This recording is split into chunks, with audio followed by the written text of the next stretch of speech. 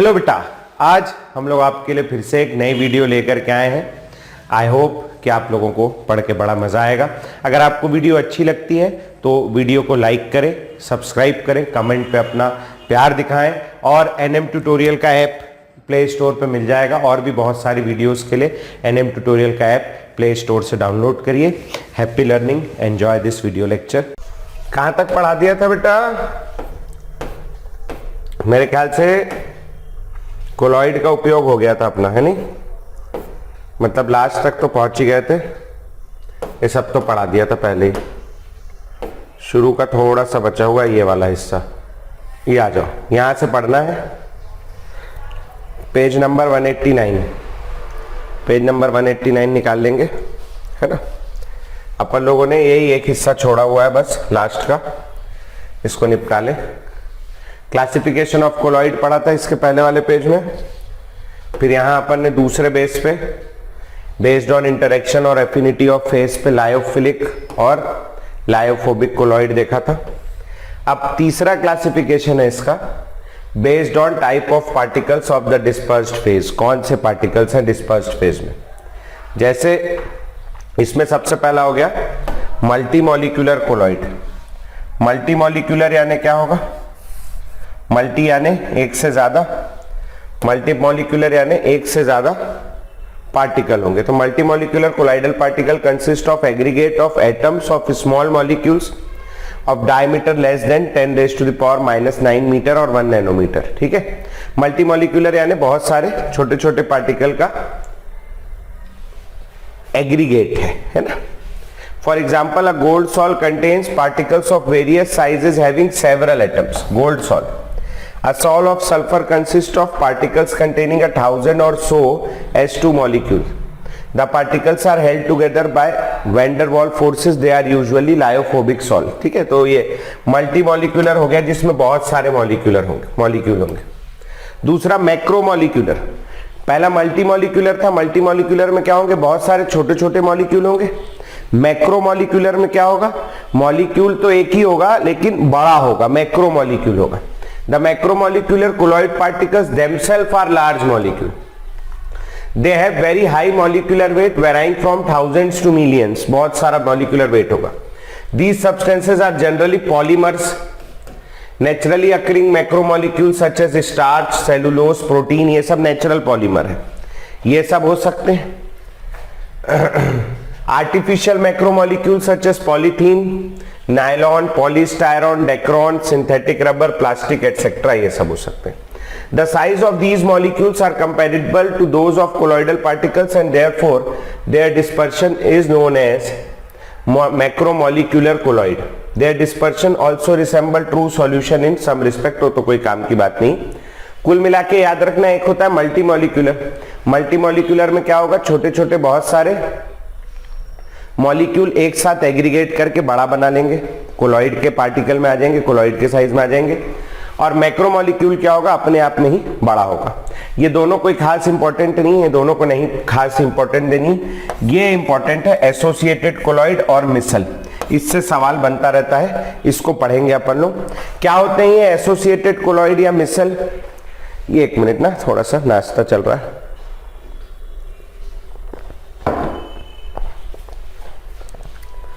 इसमें क्या होता है? इसमें होता ही है कि ये नॉर्मल इलेक्ट्रोलाइट्स होते हैं। नॉर्मल, कम कंसंट्रेशन पे नॉर्मल इलेक्ट्रोलाइट होते हैं। एक पर्टिकुलर कंसंट्रेशन बढ़ाने के बाद में ये लोग बन जाते हैं एसोसिएटेड कोलॉइड, या कह लो मिसेल बना लेते हैं। अब क्या तमाशा है इसका, इसको समझने के लिए आओ जरा देखें अपन लोग। मेरे पास है सोप। ये एक्चुअली सोप के लिए लगता है। सोप क्या होता है? सोप होता है लॉन्ग चेन, नहीं, सोडियम सॉल्ट, सोडियम और potassium salt of long chain fatty acid. Long chain fatty acid का सोडियम या पोटेशियम सॉल्ट होता है। ठीक, मतलब क्या है? मतलब यह है RCOOH। ये फैटी एसिड था, इसमें NaOH एसिड है, उसमें NaOH डाल दिया तो ये टूट जाएगा, एसिड है H+ देगा, ये Na+ देगा और बन जाएगा RCOO पे माइनस और Na+ और साथ में H2। ये जो बना है दिस इज योर सोप। अब सोप के लिए एक कंडीशन जरूरी है, जो R है ना ये बहुत लंबा चौड़ा होना चाहिए, लंबा ग्रुप होना चाहिए। तो एक जनरली 17-18 कार्बन 20 कार्बन की चेन होती है। तो जैसे मान लो लंबी चेन है ऐसी, बहुत सारे 1 2 3 4 5 6 7 8 9 10 11 12 13 14 15 16 17 इस टाइप का कुछ लंबा चौड़ा, यह है सोप।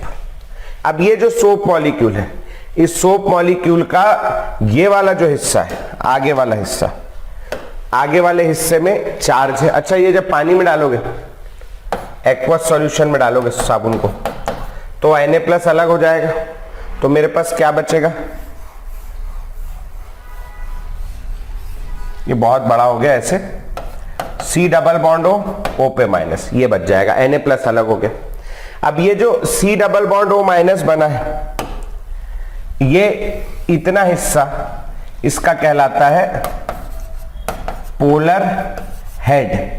क्या कहलाता है? पोलर हेड, क्योंकि इस पे चार्ज है, पोलर है ये, इसको कहते हैं पोलर हेड।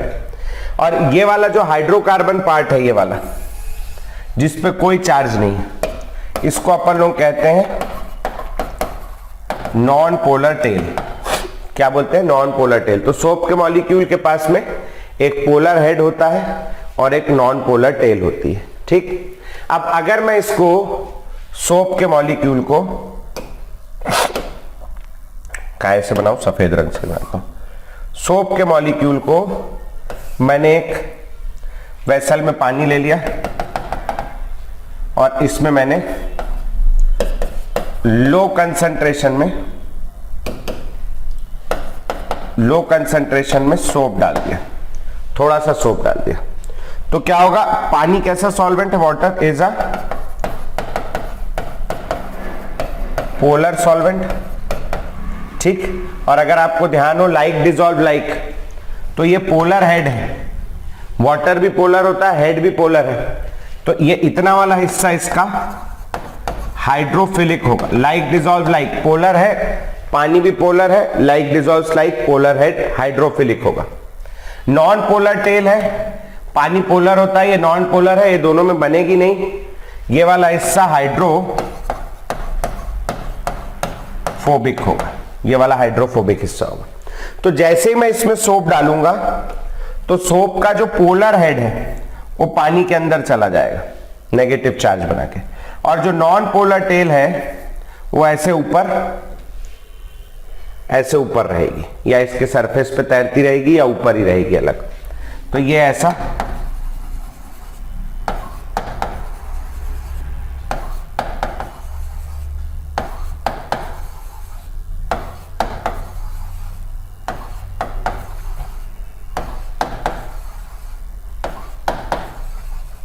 ये ऐसा रहेगा लो कंसंट्रेशन। पोलर हेड जो है वो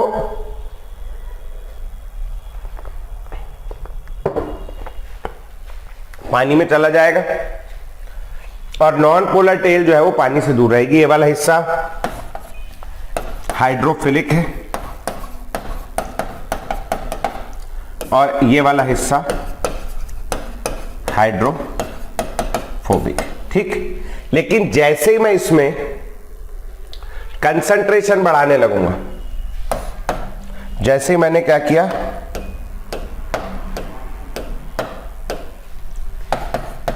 कंसंट्रेशन ऑफ सोप बढ़ा दी, तो अब यहां जगह नहीं है इस तरीके का अरेंजमेंट रखने के लिए, चूंकि ये तो बहुत ज्यादा सोप की कंसंट्रेशन हो गई।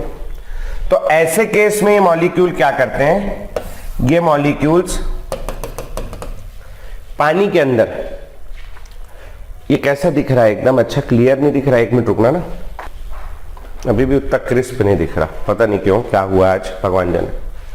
तो जैसे मैं कंसंट्रेशन ऑफ सोप बढ़ा दूंगा ना, मैंने और सोप डाल दिया, अब और सोप डाल दिया, यहां जगह ही नहीं, तो कैसे करेंगे? तो ये लोग एक नए टाइप का अरेंजमेंट में अरेंज हो जाते हैं। ये लोग अपना जो नेगेटिवली चार्ज्ड पोलर एंड है वो पानी की तरफ करते हैं और अपनी पूंछ सब लोग ऐसे टाइप से कुछ अरेंज हो जाते हैं।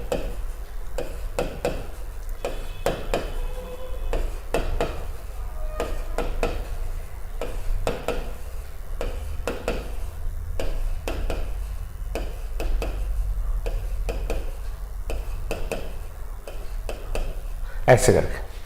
तो अब ये जो बाहर का हिस्सा है, ये पूरा बाहर का हिस्सा कैसा हो गया? हाइड्रोफिलिक हो गया। बाहर का हिस्सा हाइड्रोफिलिक हो गया। और ये जो अंदर का हिस्सा है वो सारा कैसा हो गया? वो हो गया हाइड्रोफोबिक। तो जो हाइड्रोफोबिक एंड है वो पानी से दूर होगा। पानी के सामने कौन सा हिस्सा होगा? पानी के सामने हाइड्रोफिलिक हिस्सा होगा। अब इससे क्या हुआ? इससे वो हाइड्रोफोबिक हिस्सा पानी से दूर हो गया। अब उसको डरने की जरूरत नहीं है। ये जो पार्टिकल है, ये पार्टिकल पहले छोटे छोटे थे, अब ये सब एसोसिएट होकर के इन्होंने एक बड़ा पार्टिकल बना दिया। और इसका जो साइज है, इसका जो साइज है वो आता है in between colloidal particle size. Colloidal particle size के बीच में आएगा। इस वजह से ये कोलॉइड बन गया। इस कोलॉइड को अपन लोग कहते हैं एसोसिएटेड कोलॉइड। एसोसिएटेड कोलॉइड, या इसी को अपन कहते हैं मिसल। समझ में आया? क्या बोलते हैं इसको? मिसल। कैसे कैसे बना, कब बनेगा, अभी देखना, मैं धीरे धीरे पूरा दिखाऊंगा। कब बनेगा? लो कंसंट्रेशन पे। ये कैसा रहेगा? लो कंसंट्रेशन पे ट्रू सॉल्यूशन रहेगा, छोटे पार्टिकल रहेंगे। लेकिन जैसे ही मैं कंसंट्रेशन बढ़ाऊंगा ये सब एक पर्टिकुलर शेप में अरेंज, ये एक बनाया, ऐसे बहुत सारे बन जाएंगे। जगह नहीं थी तो एक ही बनाया, ऐसे बहुत सारे बन जाएंगे। और ये क्या कहलाएगा? ये कहलाएगा एसोसिएटेड कोलॉइड। कब होगा ये सब कार्यक्रम? हाई कंसंट्रेशन पर। इसको बोलते हैं मिसल। ठीक, किसी कोई डाउट है यहां पर? नहीं? चलो फिलहाल इतना नोट करो, फिर एक्शन ऑफ सोप बताऊंगा मैं और फिर आगे बढ़ेंगे। कहाँ है? बहुत बड़ा हो गया क्या? यहां से। चलो पहले इतना नोट करो, हो कर लोगे तो बताना, फिर आगे बढ़ाऊंगा। नहीं, यहां तक के हो गया था ना ये, अभी बड़ा कर दूंगा मैं 2 मिनट। ऊपर का लिख लो ये वाला। नीट एनसीईआरटी नीट मई में होने के चांसेस हैं या जून के बाद? मई तो नहीं नजर आ रहा है मेरे को, क्योंकि मई में तो बोर्ड होगा, तो नीट होगा भी तो जून में ही होगा, क्योंकि मई में तो नहीं नजर आ रहा। नीट वाली टेस्ट सीरीज हम लोग फरवरी, पहले हम लोग सोच रहे थे लेट स्टार्ट करेंगे, मगर अब हम लोग फरवरी फर्स्ट वीक में ही शुरू कर रहे हैं नीट वाली टेस्ट सीरीज। जेई वाली टेस्ट सीरीज कल से शुरू हो रही है। अभी थोड़ी देर से ना तुम्हारी क्लास के बाद मैं एक वीडियो बना के भेजूंगा कि वो टेस्ट सीरीज कैसे अटेम्प्ट करनी। अपने ऐप पे नहीं हो रही है, और दूसरा एक ऐप बन के आ रहा है हमारा, नया ऐप बनवा रहे, नई टेक्नोलॉजी, जिनके पास में जेई के लिए वाले सिस्टम है कि आप 10 न्यूमेरिकल में से 5 कर सकते हो करके वाला सिस्टम है उनके पास। बाकी अपने पुराने ऐप पे नहीं आया अभी, उसमें टाइम लगेगा आने में। तो हम एक नया ऐप बनवा रहे हैं, तो वो नया ऐप डाउनलोड करना पड़ेगा आपको। छोटा सा ही है, ज्यादा बड़ा नहीं वो ऐप, लेकिन नेक्स्ट टेस्ट तक बन के आएगा। तो अभी आपको एक वेबसाइट पे टेस्ट देना है, ठीक है? ऐप बन के आ जाएगा अगले वीक तक के। तो जो ऐप बनने में टाइम लगता है ना, इस बार आपको एक वेबसाइट पे टेस्ट देना है कंप्यूटर पे, मैं बता दूंगा, अपनी वेबसाइट है वो भी। हो गया ये सबका? हाँ जी, चलो आगे बढ़ेंगे। हेडिंग डालेंगे भैया, एक कहीं पर आया तो होगा, नहीं आया होगा तो फिर पढ़ लो। हाँ, ये वहां आएगा लास्ट में, मगर अभी चूंकि सोप चल रहा है तो मैं यहीं पढ़ा दे रहा हूं। एक्शन ऑफ सोप, सोप का एक्शन, सोप क्या काम करता है। एक्शन ऑफ सोप, क्या काम आता है सोप भैया? सोप आता है काम गंदगी हटाने के, ठीक है? सोप आता है काम गंदगी हटाने के। इमेजिन करो आप ऐसे कहीं रोड से जा रहे हो और जाते जाते अचानक से आप फिसल के गिर गए, फिसल के गिर गए। सबसे पहला काम आदमी क्या करता है गिरने के बाद? है बताओ यार। कपड़े साफ करता है। हाँ, सबसे पहले आदमी कपड़े साफ करने से पहले आदमी आसपास देखता है कोई देखा तो नहीं करके, है ना? फिर आदमी उठता है, फिर चुपचाप ऐसे सुमड़ी में कपड़ा साफ करता है और आगे बढ़ जाता है। कपड़ा इसलिए साफ करता है आदमी क्योंकि कपड़ा साफ हो जाता है ना? धूल लगने के बाद कपड़ा साफ हो जाता है। कपड़ा यहां पर धूल लगे तो सब साफ हो जाता है। कुछ जगहें हैं बाकी कपड़ों में जो साफ नहीं होती, जैसे कि कॉलर में जो गंदगी लगती है वो साफ नहीं होती। हाथ के जो बाजू होते हैं, कफ बोलते हैं जिनको, इनमें जो गंदगी लगती है वो साफ नहीं होती। चेहरे पे आपने कभी ऐसे, चेहरे की गंदगी भी जनरली साफ नहीं होती। एक बार मेरे को ध्यान है, मैं ऐसे क्लास से पढ़ा के आया, वो व्हाइट बोर्ड में पढ़ाया करते थे, जॉब करता था तब मैं, तो वो पढ़ाते पढ़ाते पूरा ऐसा आदमी हो जाता है, पसीना पसीना हो जाता है, खूब जोश में पढ़ाता है तो जल्दी, और बहुत सारे बच्चे रहते हैं तो गर्मी बहुत लगती, तो वो हाथ में भी मार करके इंक लगी जाता है। वो ऐसे ऐसे करते रहो तो पोंछते रहो हाथ से, तो पहले तो बहुत लगते थे, अब तो इंक लगने का झंझट नहीं, अच्छा हो गया। तो ऐसे चेहरे वेहरे पे हाथ लग गया होगा तो वो जो पूरा काला काला है वो मुंह पे लग गया। अब मैं क्लास से बाहर निकला, हाथ वाथ धोया और मैंने ऐसे करके, आदत है पुराने पहले की बात बता रहा हूँ मैं, आज से 5 साल 6 साल पहले की बात। तो तब तो क्या ही था, मतलब तब तो मैं बच्चा ही था ना, तो मैंने ऐसे करके बच्चों जैसे पोंछ दिया। अब जैसे ऐसे बच्चों जैसे पोंछा तो मेरी सफेद रंग की शर्ट थी, सफेद मतलब क्रीम कलर की शर्ट थी, पूरी शर्ट काली हो गई, है ना? तो कुछ जगहों के दाग नहीं, अब फिर वो मैं उसको ऐसे पानी से साफ कर रहा हूं, नहीं हो रहा। कुछ जगहों के दाग नहीं निकलते। उन्हीं जगहों पे दाग क्यों लगते हैं? उन्हीं जगहों पे दाग इसलिए लगते हैं, जैसे गले पे इसलिए लगता है क्योंकि यहाँ गले के पीछे ना, यहाँ जहाँ पे चेतुल पड़ता था पहले, खेला होगा तुमने भी स्कूलों में, अब तो पता नहीं खेलते नहीं खेलते, हमारे टाइम बहुत खेलते थे, है ना? तो ये यहाँ पर जो है ना तेल के ग्लैंड होते हैं गले में, तो ये जो गले में तेल के ग्लैंड होते हैं, ये तेल के ग्लैंड से ये कॉलर दिन भर रगड़ते रहती है, ऐसे ऐसे सलमान खान टाइप का।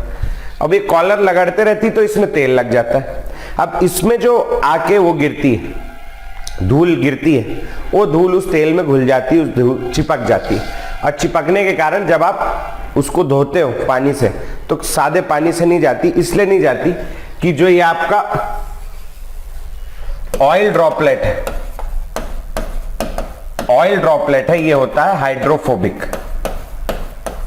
ऑयल जो है वो हाइड्रोफोबिक है। आपने इसमें एक बाल्टी भर के पानी डाला, एक बाल्टी भर के पानी डाला, ऑयल को कोई फर्क ही नहीं पड़ा, पानी आजू बाजू से निकल गया, ऑयल को कोई फर्क नहीं पड़ा, तो यहां कुछ नहीं होता। तो इसको निकालने के लिए अपन क्या करते हैं, इसमें डालते हैं सोप या डिटर्जेंट, जो भी आपको डालना हो, सोप डालते हैं। अब सोप क्या होता है, सोप के अंदर वही लॉन्ग चेन फैटी एसिड का सोडियम सॉल्ट। इसके पास ये वाला हिस्सा जो होता है, ये वाला हिस्सा कैसा होता है, ये होता है हाइड्रोफिलिक, जो कि ये पोलर होता है। और ये वाला हिस्सा कैसा होता है, ये वाला हिस्सा होता है हाइड्रोफोबिक।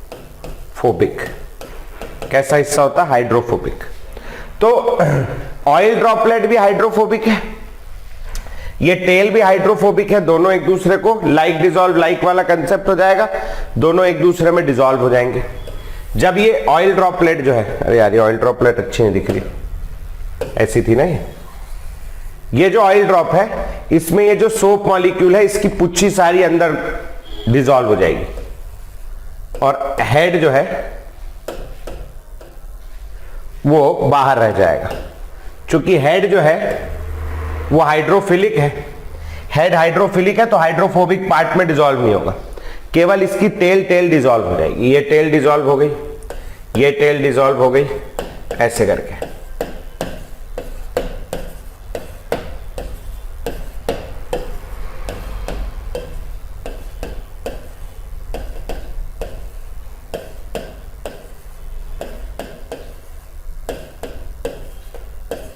ये टेल डिसॉल्व हो गई भैया, ठीक, ये सारी टेल्स डिसॉल्व हो गई, डन।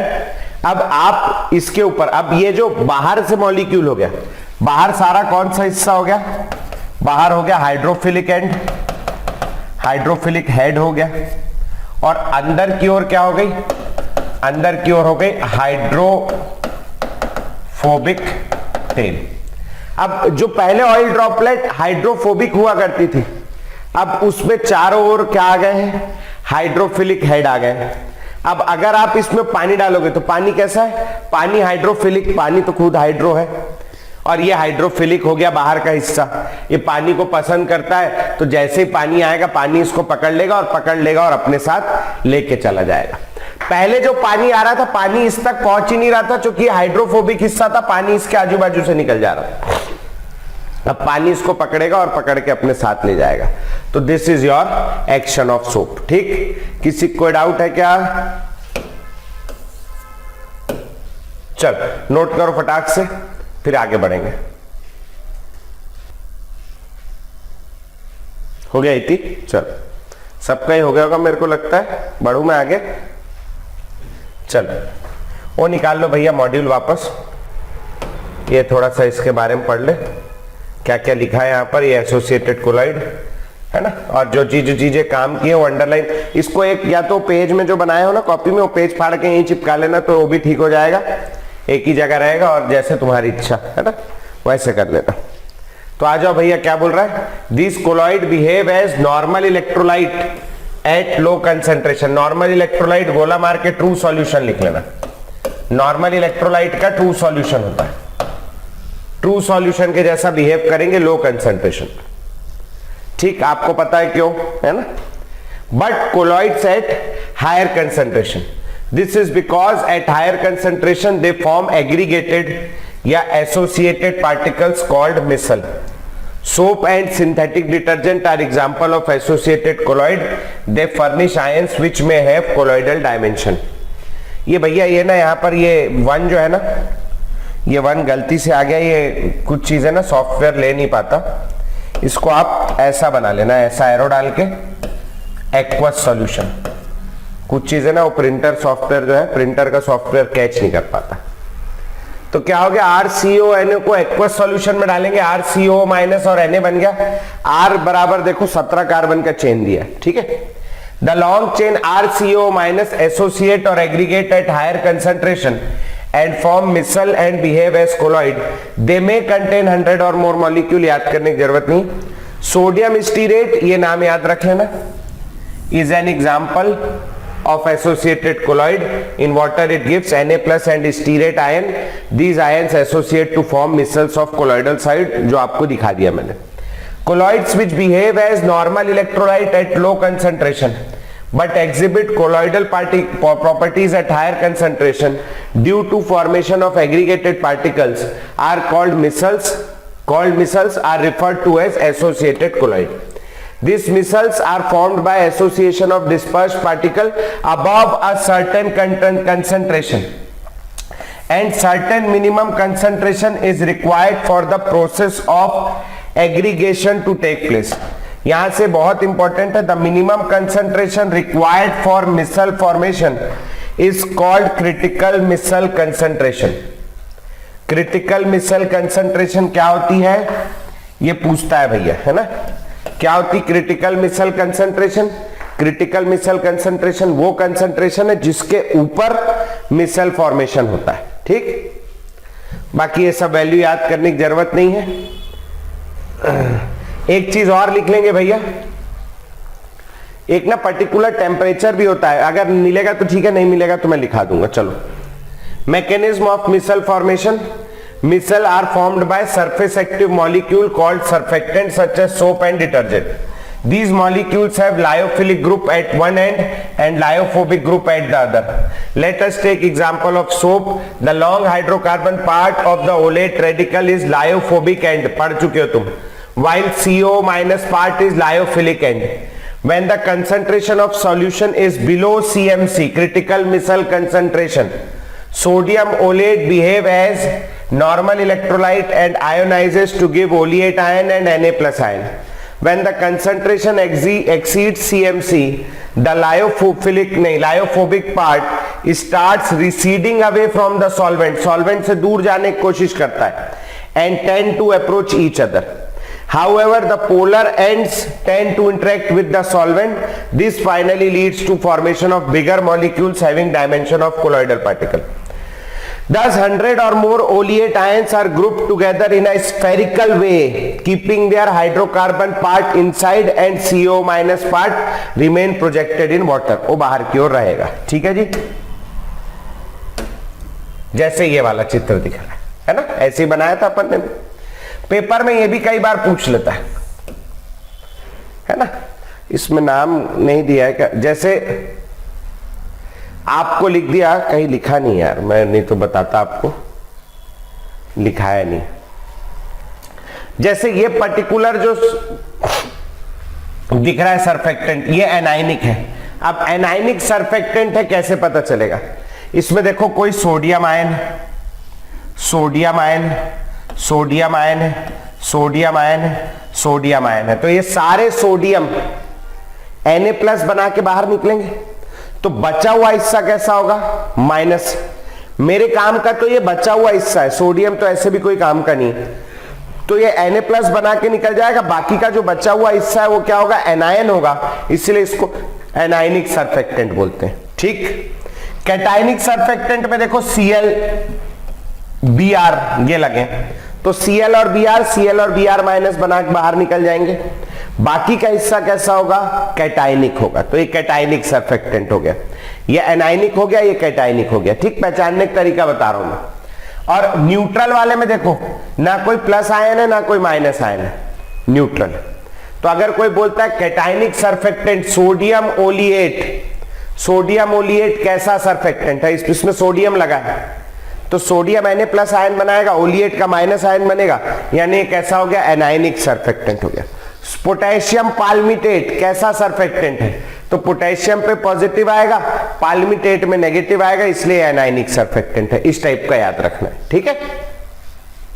तो ये हो गया भैया, लिखेंगे भैया दैट, एक चीज यहीं लिख लेना, यहीं कहीं राइट साइड में, या यहां लिख लो, ये पीछे वाले पेज में यहां लिख लो, यहां ये CMC लिखा है ना, यहां पर लिख लो। The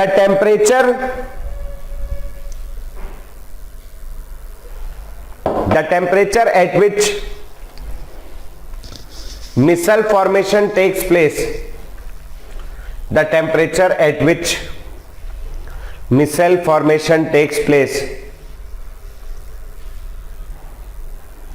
is called, the temperature at which micelle formation takes place is called Kraft temperature. The temperature at which micelle formation takes place is called Kraft temperature. KRAFT है ना, CRAFT नहीं, K से KRAFT, क्राफ्ट टेम्परेचर, ठीक। तो ये भी पूछता है, छोटी सी चीज है, याद रख लेना। डन, इसके साथ अपना ये वाला चैप्टर खत्म हो गया। एक बार फटाक से रिवाइज कर लेते हैं। एड्सॉर्प्शन हो जाएगा, टाइप्स ऑफ एड्सॉर्प्शन, फिजिसॉर्प्शन, केमिसॉर्प्शन बहुत ज्यादा इंपॉर्टेंट है, अच्छे से कर लेना। ऑक्लूजन क्या होता है, कहां गया रे ऑक्लूजन, अभी था ना। ऑक्लूजन क्या होता है, कहीं तो देखा मैंने। ऑक्लूजन क्या होता है, ये बड़े काम का है, देख लेना। इसमें से ये दोनों ग्राफ बहुत ज्यादा इंपॉर्टेंट है, आइसोथर्म आइसोबार के, और ये वो गंदे आदमी वाला फ्रेंडलिश एड्सॉर्प्शन आइसोथर्म का ये वाला ग्राफ, और ये वाला ग्राफ भी बहुत ज्यादा इंपॉर्टेंट है। इसका ये जो रिलेशन है x/m बराबर k इंटू पी 1n, ये बहुत ज्यादा इंपॉर्टेंट है, अच्छे से कर लेना। इसका लॉग फॉर्म भी काम का है, लॉग x/m बराबर log k plus 1/n log p, ये कॉपी में लिखाया होगा, ये भी बहुत ज्यादा इंपॉर्टेंट है, इसको अच्छे से कर लेना। बाकी इधर कुछ खास काम का नहीं है, इसमें से समरी अमरी खुद पढ़ना है। कोलॉइडल पार्टिकल का साइज इंपॉर्टेंट है, 10⁻⁷ से -5 सेंटीमीटर। ये वाली क्लासिफिकेशन अगर देख पाओ तो ये क्लासिफिकेशन इंपॉर्टेंट है, इसमें याद रखना है गैस और गैस कोलॉइड नहीं होते। क्यों नहीं होते, क्योंकि ये होमोजीनस मिक्सचर बनाता है, और कोलॉइड कैसा होता है, कोलॉइड हेट्रोजीनस होता है। कोलॉइड में कम से कम 2 फेज होंगे, मिनिमम 2 फेज होंगे, ये बात याद रखना, ठीक है। इसके बाद लायोफिलिक कोलॉइड, लायोफोबिक कोलॉइड याद रखना है। मल्टीमोलिकुलर कोलॉइड कोई खास काम का नहीं है। मैक्रोमोलिकुलर कोलॉइड कोई खास काम का नहीं, मैक्रोमोलिक्यूल बड़ा होगा, प्रोटीन, स्टार्च, ऐसे पॉलीमर वगैरह। एसोसिएटेड कोलॉइड में micelle formation, mechanism of micelle formation, action of soap, हर चीज इंपॉर्टेंट है, बहुत ज्यादा। Critical micelle concentration, Krafft temperature, सब चीज इंपॉर्टेंट है, अच्छे से याद रखेंगे। ठीक। सरफेक्टेंट कैसे पहचानते हैं? लायोफिलिक सॉल कैसे बनाते हैं? मैकेनिकल डिस्पर्शन, ग्रेफाइट का इंक प्रिंटिंग इंक बनाने के लिए यूज करते हैं। Bredig's arc method, gold salt, silver salt, platinum salt, metal के सॉल्ट मेटल का सॉल्ट बनाने के लिए यूज करते हैं। पेप्टाइजेशन में कॉमन आयन का एड्सॉर्प्शन होता है, ये बात प्रिफरेंशियल एड्सॉर्प्शन होता है, ये याद रखना है, बाकी का छोड़ देना, कोई काम का नहीं है। प्यूरिफिकेशन में dialysis, electrodialysis, ultrafiltration, normal filter paper, collodion solution, formaldehyde hard कर देते हैं, वो बात याद रखनी। ठीक है। ब्राउनियन मूवमेंट बहुत इंपॉर्टेंट, टिंडल इफेक्ट बहुत इंपॉर्टेंट। ठीक। कैटाफोरोसिस क्या काम आता है? आयन का, वो सॉल का चार्ज पता करने के काम आता है, दूसरा उनका कोएगुलेशन में काम आता है। इसके बाद इलेक्ट्रोऑस्मोसिस तो खैर पढ़ाया नहीं, पढ़ने की जरूरत भी नहीं। कोएगुलेशन और फ्लोक्यूलेशन में क्या अंतर है? कोएगुलेशन वैल्यू क्या होती है और कोएगुलेटिंग पावर क्या होता है, यह बात याद रखनी। ठीक है। हार्डी-सुलजे लॉ बहुत इंपॉर्टेंट है, बोर्ड में आ रहा है इस साल, ये याद रखना है। प्रोटेक्टिव कोलॉइड क्या होते हैं? गोल्ड नंबर क्या होता है? कहीं लिखा होगा गोल्ड नंबर, ये लिखा है गोल्ड नंबर, ये याद रखना है। इलेक्ट्रिकल डबल लेयर क्या होती है? जीटा पोटेंशियल क्या होता है? ये याद रखना है। इमल्शन में कुछ खास याद रखने की जरूरत नहीं भी याद रखोगे चल जाएगा। जेल के केस में, अगला इसके बाद जेल होगा, जेल के केस में सिनरेसिस और वीपिंग करके होगा, कहीं लिखा होगा ये सिनरेसिस और वीपिंग, ये याद रखना है। इम्बाइबिशन याद रखना है और थिक्सियोट्रॉफी याद रखना है क्या होता है। ठीक है। डेल्टा फॉर्मेशन होगा, ये याद रखना है। आर्टिफिशियल रेन याद रखना है, बहुत इंपॉर्टेंट है। और कैटालिसिस ये खुद पढ़ना है, पॉजिटिव कैटलिस्ट, नेगेटिव कैटलिस्ट क्या होता है मैं नहीं पढ़ाऊंगा। प्रमोटर क्या होते हैं? जो कैटलिस्ट को प्रमोट करे वो प्रमोटर, कैटलिस्ट को इनहिबिट करे वो इनहिबिटर, कैटलिस्ट के ऊपर। होमोजीनस हेट्रोजीनस कैटालिसिस क्या होता है पढ़ लेना भैया, है पूछ रहा है रिसेंटली। और ये जियोलाइट तो खैर कोई काम का नहीं खास, ये इतनी बातें याद रखनी। ठीक है जी। तो इस प्रकार अपना एक चैप्टर और सरफेस केमिस्ट्री भी समाप्त हो गया। किसी कोई डाउट हो सरफेस केमिस्ट्री में तो अभी पूछ लो, और नहीं तो फिर खत्म।